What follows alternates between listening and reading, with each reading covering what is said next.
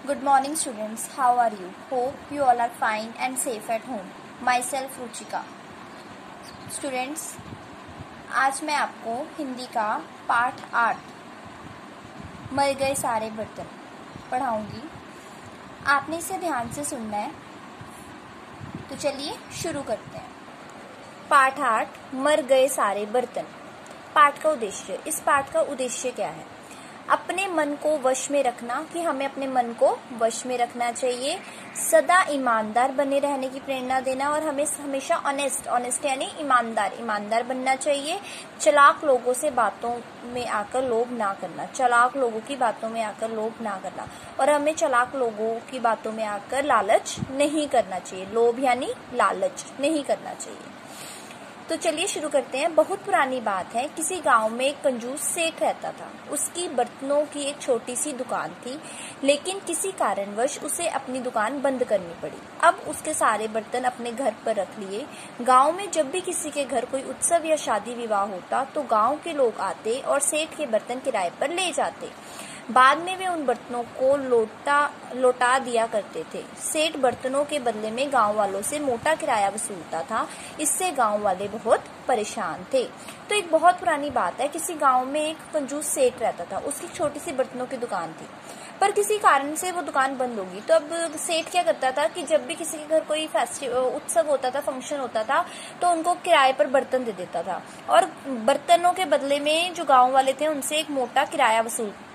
तो गांव वाले इस चीज से बहुत ज्यादा परेशान थे। कुछ दिन बाद उस गांव में एक नया आदमी रहने आया। जब उसे उस सेठ के बारे में पता चला, तब उसने उस कंजूस सेठ को सबक सिखाने की एक युक्ति सोची।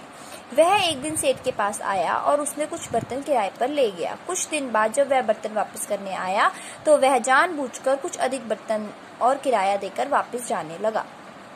तो कुछ दिन के बाद एक आदमी उस गांव में रहने के लिए आया और उसको जब सेठ के बारे में पता चला कि सेठ अधिक किराया जो है बर्तनों का गांव वालों से लेता है, तो उसने सेठ को सबक सिखाने के लिए एक युक्ति यानी योजना, प्लान सोचा और वो सेठ के पास आया और कुछ बर्तन ले गया। और जब वापस करने आया बर्तनों को तो किराया भी ज्यादा दे गया बर्तनों का जानबूझकर, और बर्तन भी पहले से ज्यादा लौटा गया। सेठ हैरान था। उसने उसे रोका और पूछा, अरे मैंने तो तुम्हें इतने बर्तन नहीं दिए थे, फिर तुम मुझे अधिक बर्तन क्यों लौटा रहे हो? तो सेठ ने जब देखा कि वो ज्यादा पैसे दे रहा है और ज्यादा बर्तन वापस कर रहा है, तो सेठ उससे बोला उसने हैरान होकर कि मैंने तुम्हें तो इतने बर्तन नहीं दिए थे, तो तुम मुझे इतने अधिक बर्तन क्यों लौटा रहे हो? वह आदमी बोला, सेठ जी, ना तो मैंने तब बर्तनों की गिनती की थी और ना कि अब। शायद आपने जो बर्तन मुझे दिए थे उन्होंने कुछ नए बर्तनों को जन्म दे दिया होगा, इसलिए इनकी संख्या बढ़ गई होगी, पर यह सारे बर्तन आपके ही है, यह बात पक्की है। तो वह आदमी बोला कि सेठ जी, जब मैं बर्तन लेकर गया था मैंने बर्तन तब भी नहीं गिने थे और मैंने बर्तन अब भी नहीं गिने हैं। हो सकता है कि जो बर्तन थे उन्होंने कुछ नए बर्तनों को जन्म दे दिया होगा, पर ये सारे के सारे बर्तन आपके ही हैं, यह बात पक्की है। सेठ को यह बात कुछ अजीब लगी। उसे इस बात पर विश्वास नहीं हो रहा था कि बर्तन भी नए बर्तनों को जन्म दे सकते हैं, लेकिन उसके मन में लालच पैदा हो गया। उसने सोचा, मुझे इससे क्या कि बर्तन नए बर्तनों को जन्म दे सकते हैं या नहीं, मुझे तो अधिक बर्तन वापस मिल रहे हैं। लालच के कारण वह चुप हो गया। उसने चुपचाप सारे बर्तन रख लिए। सेठ को जब उसने कहा कि बर्तनों ने नए बर्तनों को जन्म दे दिया होगा, तो सेठ को यह सुनकर थोड़ा सा अजीब लगा, पर उसने सोचा कि मुझे इससे क्या, लालच में आकर उसने सोचा कि मुझे इससे क्या कि बर्तनों ने नए बर्तनों को जन्म दिया या नहीं, मुझे तो बर्तन जितने मैंने दिए थे उससे ज्यादा वापस मिल रहे हैं, इसलिए उसने चुपचाप से सारे बर्तन रख लिए।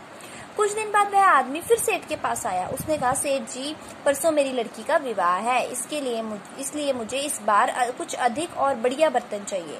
कुछ दिन बाद वही आदमी दोबारा से सेठ के पास आया। उसने कहा कि मेरी लड़की की शादी है, तो मुझे इस बार कुछ और अच्छे बर्तन और ज्यादा बर्तन चाहिए। उसे देखते ही सेठ की खुशी का ठिकाना ना रहा। उसने अपने नौकर से कहा, लगता है इस बार मुझे फिर अधिक बर्तन मिलेंगे। ऐसा कहते हुए सेठ ने अपने साधारण बर्तनों के साथ पीतल और चांदी के बर्तन भी खुशी खुशी दे दिए। तो सेठ ने जब उस आदमी को देखा और ये उसको याद आया कि इसने तो मुझे ज्यादा बर्तन वापस किए थे, किराया भी ज्यादा दिया था, तो उसकी खुशी का ठिकाना ना रहा। तो उसने अपने नौकर से कहा कि लगता है इस बार मुझे फिर से ज्यादा बर्तन वापस मिलेंगे। तो उसने ये कहकर इस बार उसको पीतल और चांदी के बर्तन भी दे दिए उस आदमी को। अब एक सप्ताह बीत गया, पर वह आदमी बर्तन वापस करने नहीं आया। सेठ ने सोचा, कोई बात नहीं, आ जाएगा, बेचारे को कुछ काम पड़ गया होगा। थोड़ी देर ही सही, बर्तन तो अधिक वापस मिलेंगे। तो एक सप्ताह, जब एक हफ्ता हो गया, 7 डेज हो गए, तो उसके बाद बर्तन वापस करने वो आदमी नहीं आया।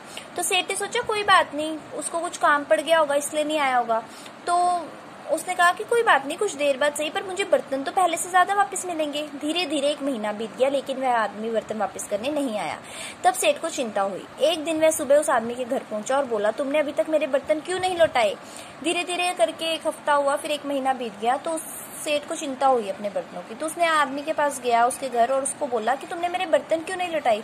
उस आदमी ने कहा, सेठ जी मैं क्या करूं, मैं मजबूर था, आपके घर क्या करने आता, आपके सब बर्तन अगले दिन ही मर गए थे। यह सुनते ही सेठ को क्रोध आ गया। वह चीख कर बोला, बर्तन मर गए? क्या मतलब है तुम्हारा, बर्तन कैसे मर सकते हैं? उस आदमी ने कहा, सेठ जी मैं क्या करूं, आपके सभी बर्तन क्या हुआ, मर गए। तो सेठ को गुस्सा आया सुनकर। उसने कहा, बर्तन कैसे मर सकते हैं? वह आदमी बोला, क्यों नहीं मर सकते सेठ जी, जब बर्तन दूसरों को जन्म दे सकते हैं तो वह मर क्यों नहीं सकते? तो वह आदमी बोला कि जब बर्तन दूसरे बर्तन को जन्म दे सकते हैं तो वह मर क्यों नहीं सकते? यह सुनकर सेठ चुप हो गया। उसके बाद इस बात का कोई उत्तर नहीं था। अब वह कुछ नहीं कर सकता था। वह उस आदमी की चालाकी को समझ गया था। उधर वह आदमी बहुत खुश था। उसने कंजूस और लालची सेठ को सबक दिखा दिया। तो यह सुनकर जब उसने कहा कि आपके बर्तन मर गए हैं, और जब बर्तन नए बर्तनों को जन्म दे सकते हैं तो वह मर भी सकते हैं, तो सेठ के पास कोई उत्तर नहीं था। उसको समझ आ गया था कि उस व्यक्ति ने सेठ से चालाकी करी है, और इस तरह से उस व्यक्ति ने सेठ को सबक सिखा दिया। तो इस पाठ से हमें शिक्षा मिलती है कि जो हमें चालाक व्यक्ति है उसकी चालाकी में आके कभी भी लालच नहीं करना चाहिए। धन्यवाद।